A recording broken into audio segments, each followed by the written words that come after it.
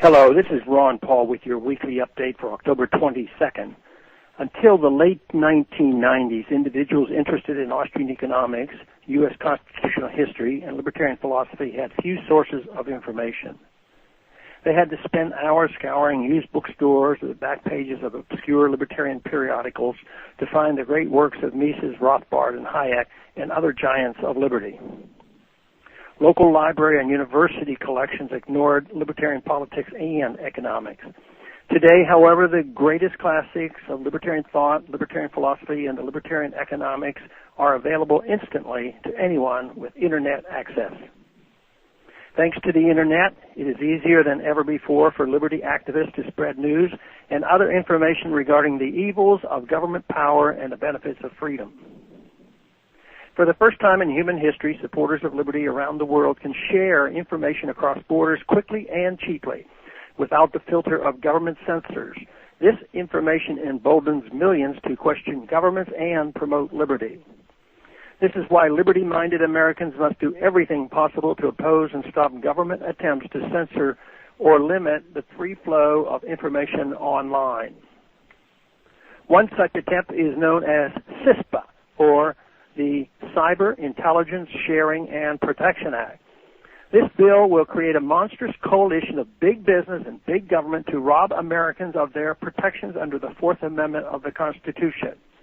CISPA permits both the federal government and private companies to view your private online communications with no judicial oversight, provided they merely do so in the name of cybersecurity.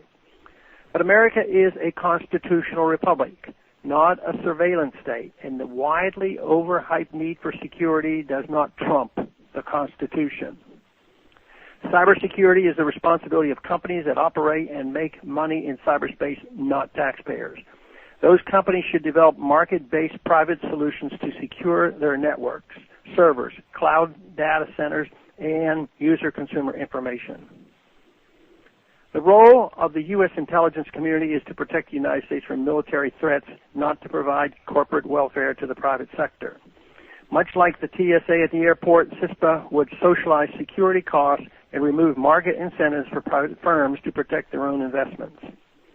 Imagine security-cleared agencies embedded at private companies to serve as conduits for intelligence information about their customers back to the U.S. intelligence community while enjoying immunity from any existing civil or criminal laws.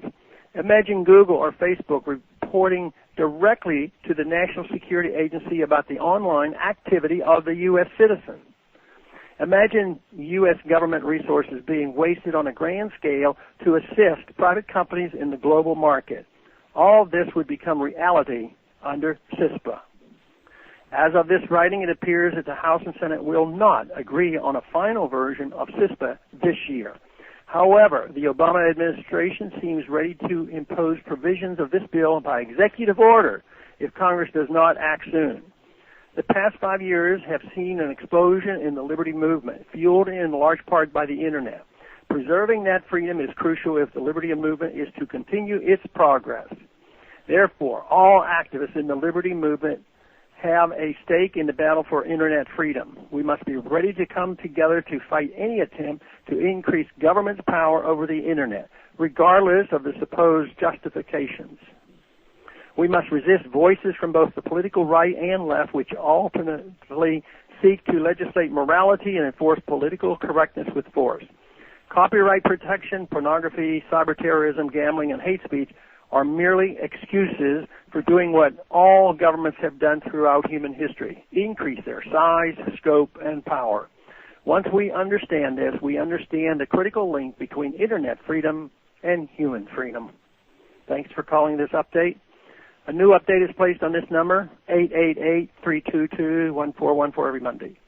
The written text can be found on my website, www.house.gov/Paul, under the heading Texas Straight Talk. Thanks for calling.